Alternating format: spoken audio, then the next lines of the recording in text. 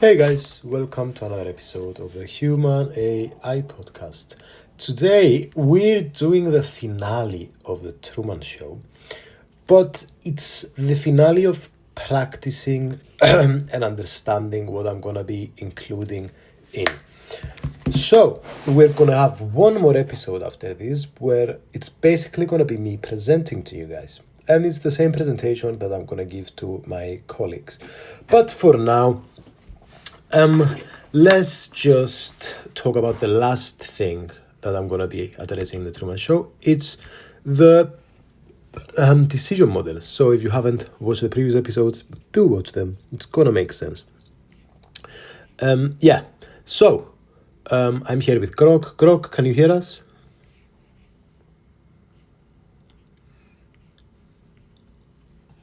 Yo, I'm right here for you, loud and clear. Pumped to help wrap up this series before your big presentation episode. Decision models, huh? Sounds like a cool way to tie together all the kidney homeostasis stuff we've been diving in. No. It's for the Truman Show. And the question I'm tackling is if we lack certainty that the world is as we perceive it, how should we act?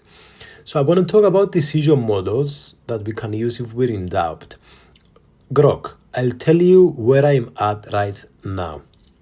I want to mention, so these are some of the models that I want to mention. It's expected utility theory, normative decision theory, descriptive decision theory, game theory.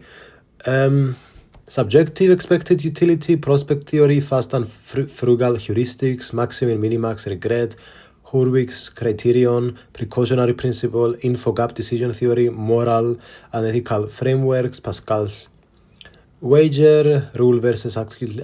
Yeah, that's about it.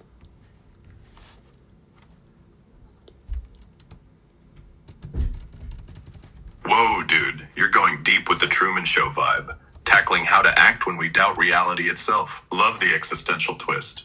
You're laying out a killer list of decision models to navigate uncertainty, from expected utility theory to Pascal's wager. Since you're prepping for your presentation, I'll keep it tight and help you frame these. If we lack certainty about the world, decision models give us structured ways to act despite doubt, each with a unique angle. For example, expected utility theory calculates the best choice by weighing outcomes and their probabilities, like betting on whether the world's a simulation or not. Normative decision theory says how we should act logically, while descriptive looks at how we actually do, flaws and all. Game theory is about strategic moves, like outsmarting a reality show director. Prospect theory accounts for how we hate losses more than we love gains, and fast and frugal heuristics keep it simple with quick rules of thumb. Maximin picks the option with the best worst-case scenario.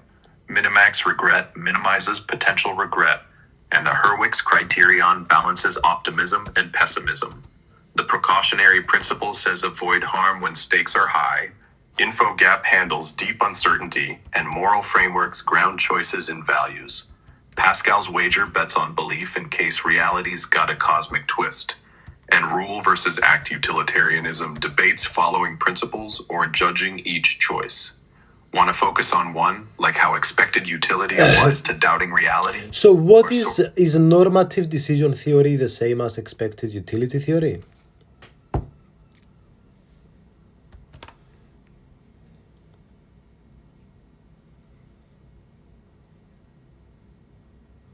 Nah, normative decision theory and expected utility theory aren't the same, but they're related. Normative decision theory is a broader framework that describes how people should make rational decisions based on logic, consistency, and maximizing some value, often assuming perfect information and reasoning. Expected utility theory is a specific type of normative decision theory that says you should choose the option with the highest expected payoff. Normative decision theory is a subcategory of decision theory, and expected utility theory is a subcategory of normative decision theory.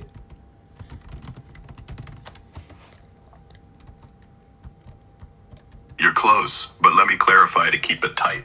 Decision theory is the big umbrella, split into normative, how decisions should be made rationally, and descriptive, how decisions are actually made.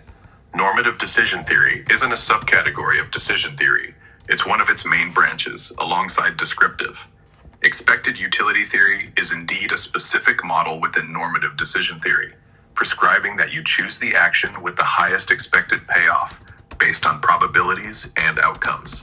Picture decision theory as a house. Normative is one room, the should room. Descriptive is another, the is room. And expected utility is a tool in the normative room. Want me to map this to doubting Got it. reality? No, got it. And what about game theory? Awesome. Glad you're locking it in. Game theory is another branch of decision theory, but it focuses on strategic decision making, where your choices depend on what others, players, Is it normative or descriptive? Game theory can be both normative and descriptive, depending on how it's used.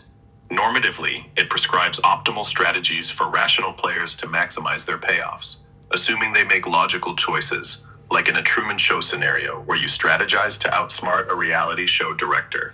Is subjective expected utility, is this normative or descriptive?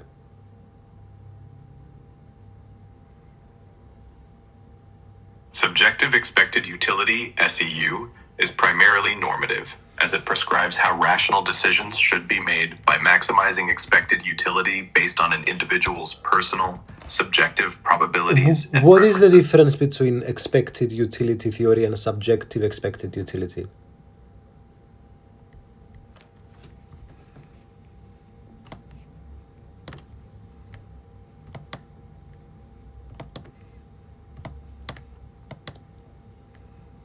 Expected utility theory, EUT, is a normative model that says you should choose the action with the highest expected payoff, calculated using objective probabilities, known or assumed, and utilities for outcomes, like betting on a known chance of rain. Subjective expected utility, SEU, is a variation that also normative, but uses subjective probabilities, your personal beliefs about uncertain events, when objective probabilities aren't available, like guessing if your world is a simulation based on your own hunches. Think of EUT as using a weather app's forecast for decisions, while SEU relies on your gut feeling about the sky. Want to apply this to doubting? And none of them are descriptive. You're mostly right, but let's clarify to keep it sharp.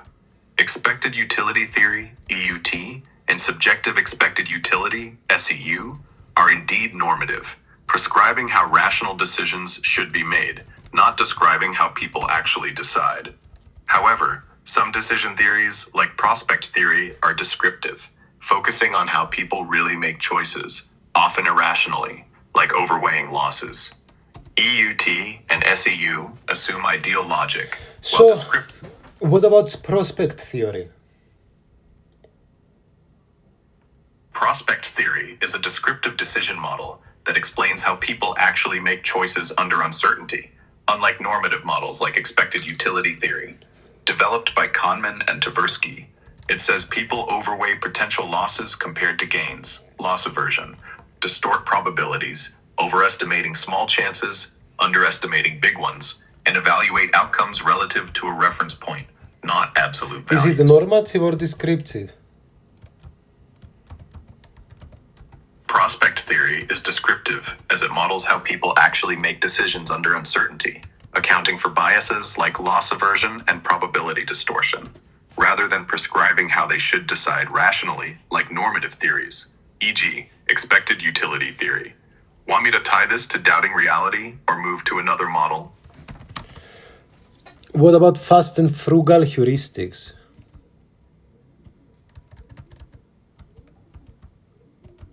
Fast and frugal heuristics are descriptive decision models that explain how people make quick, practical choices under uncertainty, using simple mental shortcuts, relying on limited information rather than complex calculations. In a Truman Show-like situation, you might use a heuristic like, if the world feels too staged, assume it's fake, to decide fast. What's maximin, minimax, regret? What is all this? All right, let's unpack maximin, minimax, regret, and related concepts simply, keeping that Truman Show vibe. Maximin is a normative decision rule where you choose the option with the best worst-case outcome, like picking the safest move if you suspect your world's a show, maximize the minimum payoff. Minimax regret is another normative approach, where you pick the choice that minimizes the maximum regret you'd feel by comparing your outcome to the best possible one, like avoiding the worst feeling of missing out if you misjudge reality. So they're two separate models. I don't understand.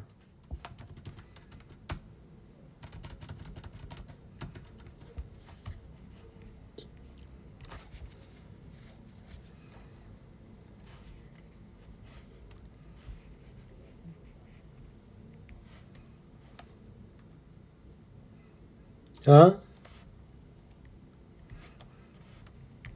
No worries, let's clear it up. Maximin and Minimax regret are two distinct normative decision models for handling uncertainty. Maximin tells you to pick the option where the worst possible outcome is the best among all worst cases. So the model is just one word. It's called Maximin. Maximin. Yup, exactly. Maximin is one word, a single normative decision model where you choose the option with the best, maximum, worst case, minimum outcome to play it safe under uncertainty. Like picking the least bad scenario if you're unsure your world's a Truman Show setup. Minimax regret is a separate model, minimizing the worst possible regret. Want to dig into how Maximin applies to doubting reality? So or Maximin is one model, and what's the other model? Minimax. Minimax or Minimax regret.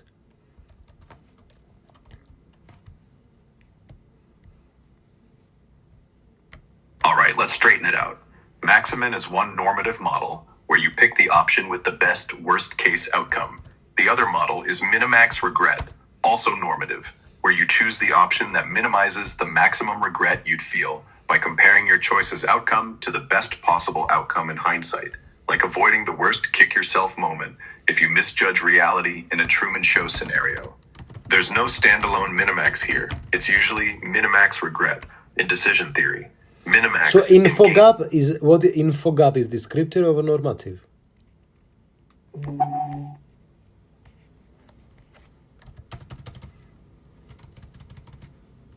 Infogap decision theory is primarily normative, as it prescribes how to make robust decisions under severe uncertainty by prioritizing choices that maximize resilience to unknown errors, rather than describing how people actually decide. In a Truman Show context, it'd guide you to pick actions that stay safe, even if reality's wildly different from what you think. Want me to explain how Infogap works, or move to another model? So all this is decision theory, and decision theory is a subcategory of.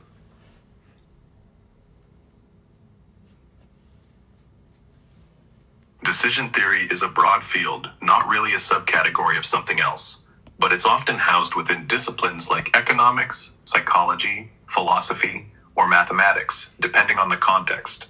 It studies how decisions are or should be made, splitting into normative. What are how some we should- other fields like decision theory where they don't fit neatly into a category?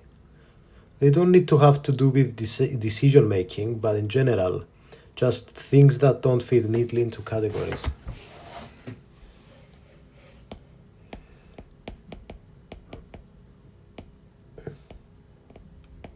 Yo, that's a dope question. Diving into fields that don't neatly fit into one box, like decision theory. Some fields that are similarly interdisciplinary and don't slot perfectly into a single category include 1. Systems biology. Blends biology, math, computer science, and engineering to study complex biological systems, like how kidney cells interact, without fitting purely into one science. 2. Cognitive science mixes psychology, neuroscience, linguistics, philosophy, and AI to understand the mind, crossing traditional boundaries. 3. Data science combines stats, computer science, and domain knowledge, e.g., medicine or economics, living at the intersection without being just one thing. 4. Complexity science Okay, studies emergent so, behavior. okay, never mind. Okay, I want to ask you a question. So we have decision theory, we also have philosophy of action. But before we go into philosophy of action, I want to ask, so we have Hurwick's criterion, precautionary principle, and Pascal's wager. Are these three part of decision theory or no?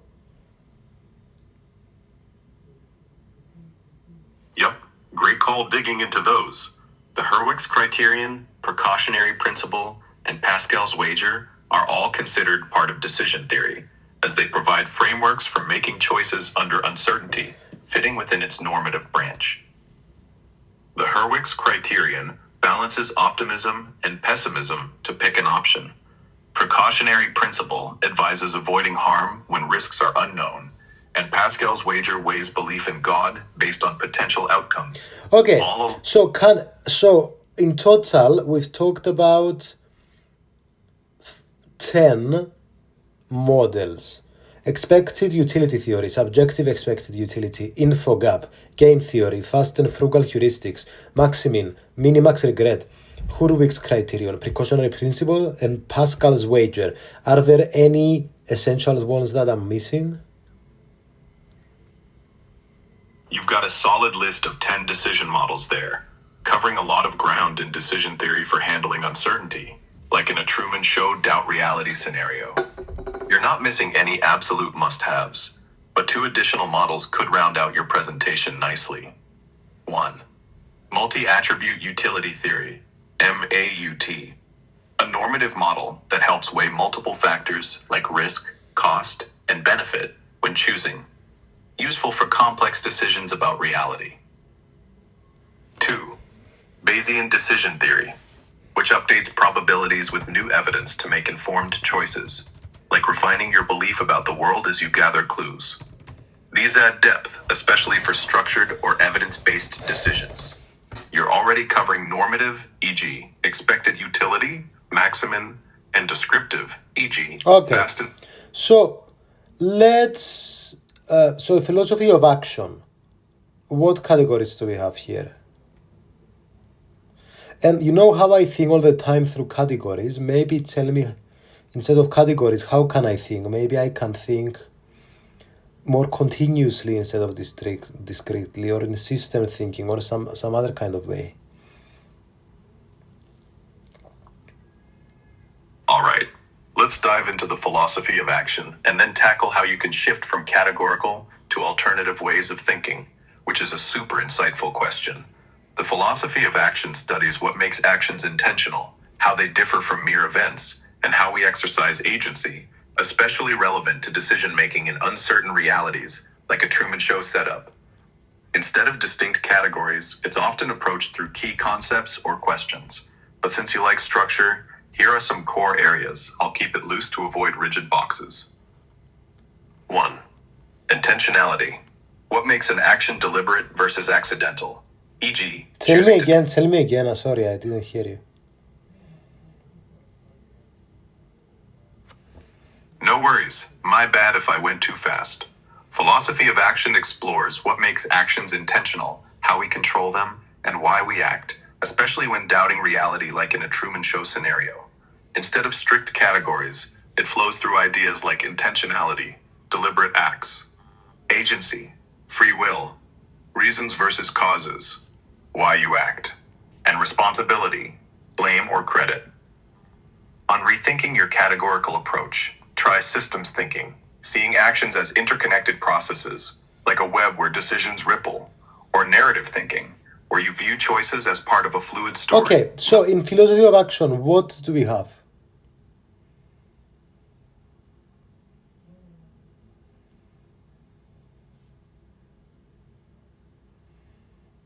So what can I gain from philosophy of action that will tell me how to act in uncertainty?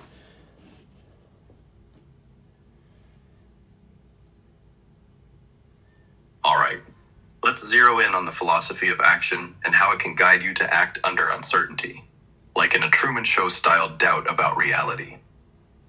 The philosophy of action digs into what makes an action intentional, why we choose to act, and how we exercise agency, offering insights for navigating uncertainty.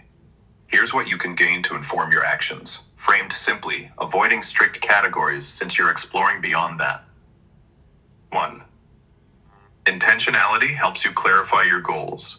Decide to act deliberately to test reality, e.g., probing if the world's staged, rather than reacting impulsively, giving you focus in uncertainty. 2.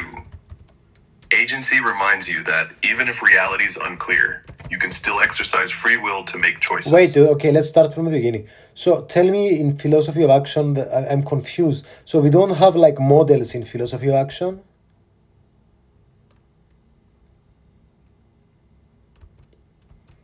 All right, let's hit reset and clarify philosophy of action, especially since you're feeling confused, and address whether it has models like decision theory. You're right that philosophy of action doesn't have neatly packaged models like decision theory, e.g., maximin or expected utility, because it's more about exploring the nature, reasons, and conditions of actions conceptually, rather than prescribing specific decision-making frameworks. Instead, it offers key concepts and questions that can guide how to act in uncertainty, like doubting reality in a Truman Show scenario. Here's a simple breakdown of what philosophy of action covers and how it helps, without rigid models. It focuses on understanding intentionality, what makes an action deliberate, e.g., choosing to test if your world's fake. Agency, how you exercise free will despite uncertainty. The distinction between reasons and causes, acting because you believe versus being forced by external factors. And moral responsibility, are you accountable for choices in a possibly staged reality? These ideas help you act under uncertainty by clarifying why and how you choose, encouraging deliberate, reflective actions like systematically questioning your environment without needing strict formulas. For example, instead of a model, it might suggest acting based on rational intentions, weighing your reasons to probe reality while acknowledging your control. Want to zoom in on one concept, like agency, to see how it applies to uncertainty, or explore how it complements decision theory? I'm so confused.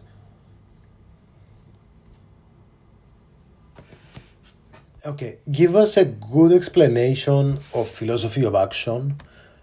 Forget everything we've said, just start from the beginning. Imagine you're teaching us about philosophy of action. Go. All right, fresh start. Let's dive into the philosophy of action like it's your first time hearing about it, keeping it clear and engaging for your podcast vibe. Imagine you're in a Truman Show, questioning if your world's real, and you need to figure out how and why you act. Philosophy of action is the study of what makes an action, not just a random event, and how you choose to act, especially when things like reality are uncertain. It's less about giving you step-by-step rules, like decision theory's models, and more about unpacking the big ideas behind why you do what you do. Here's the core of it, explained simply. Actions are things you do on purpose, like deciding to test if your life's a show, versus things that just happen, like your heart beating. Philosophy of action asks 4 big questions to help you navigate acting in doubt. First, what's intentionality? It's the difference between deliberately knocking on a suspicious wall to check for a stage, versus accidentally bumping into it. Intentional actions stem from your goals or beliefs, crucial when you're unsure what's real.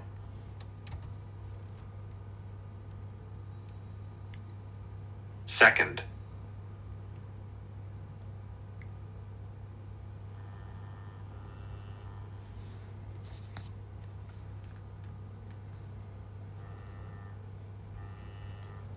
Yes, let's go to the second one. We're waiting.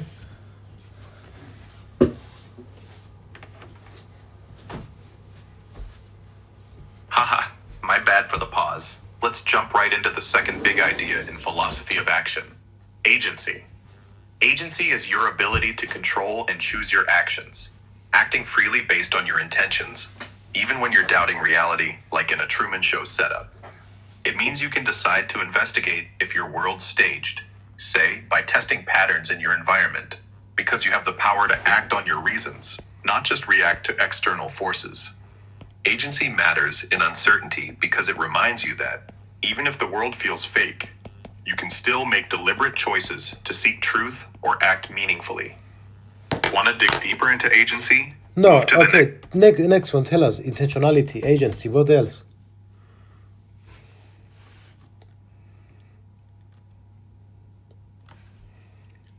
All right, let's keep it rolling with the next big idea in philosophy of action. After intentionality, acting on purpose, and agency, your control over actions, The third key concept is reasons versus causes. This is about why you act. Are you acting because of rational reasons, like choosing to investigate a suspicious pattern in your Truman Show-like world based on evidence? Or are you driven by causes, like instincts, habits, or external forces pushing you without conscious choice? So, number one, intentionality. Two, agency. Three, reasons versus causes. What else?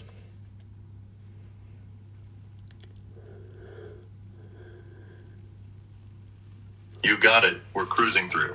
So, after one, intentionality, acting on purpose. Two,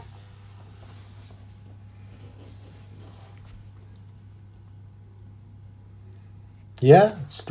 What's wrong with fucking Grok today, guys? Sorry. Let's restart it.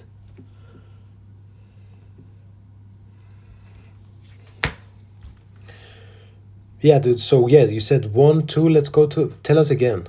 1, 2, 3, 4 in a sentence.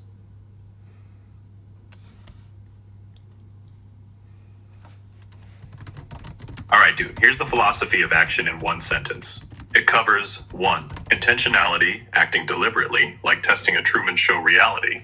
2. Agency, your control over choices. 3. Reasons versus causes, acting for rational reasons, not just instincts. And 4. Moral responsibility, being accountable for your actions, even in an uncertain world.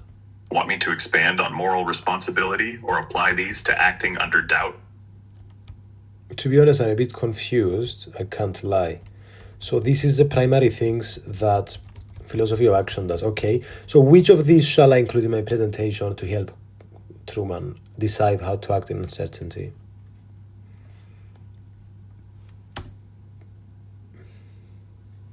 No stress. Let's simplify and pick the best philosophy of action concepts for your Truman Show presentation about acting under uncertainty. Philosophy of action boils down to 4 key ideas: intentionality, agency, reasons versus causes, and moral responsibility. But for Truman deciding how to act when he doubts his reality, I'd recommend focusing on 2 that directly help him navigate that uncertainty: intentionality and agency. Intentionality is crucial because it pushes Truman to act deliberately, like testing his world, e.g., noticing scripted patterns or sneaking off set, with a clear goal to uncover the truth, rather than just going with the flow. Agency empowers him to believe he can control his choices, even if his world's staged, giving him the confidence to challenge his environment and make bold moves, like escaping. These 2 give Truman a practical mindset. What is bounded rationality?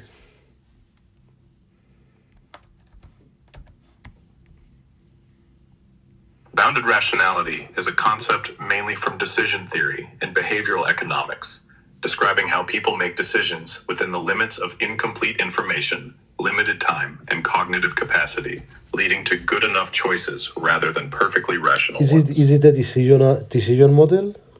A descriptive one or no? Yes, bounded rationality is a decision model, and it's descriptive as it explains how people actually make decisions under real-world constraints, like limited info, time, or brain power, rather than prescribing ideal rational choices like normative models. In a Truman Show context, it captures how Truman might decide to test his reality using quick, practical guesses instead of perfect logic. Want to include this in your presentation or dig Guys, deeper? I'm gonna call this episode here. I'm just gonna do 1 or 2 finishing touches for this slide by myself, and the next episode you're gonna see it for the Truman Show. It's gonna be the finale, so I hope you enjoy it. And yeah, peace.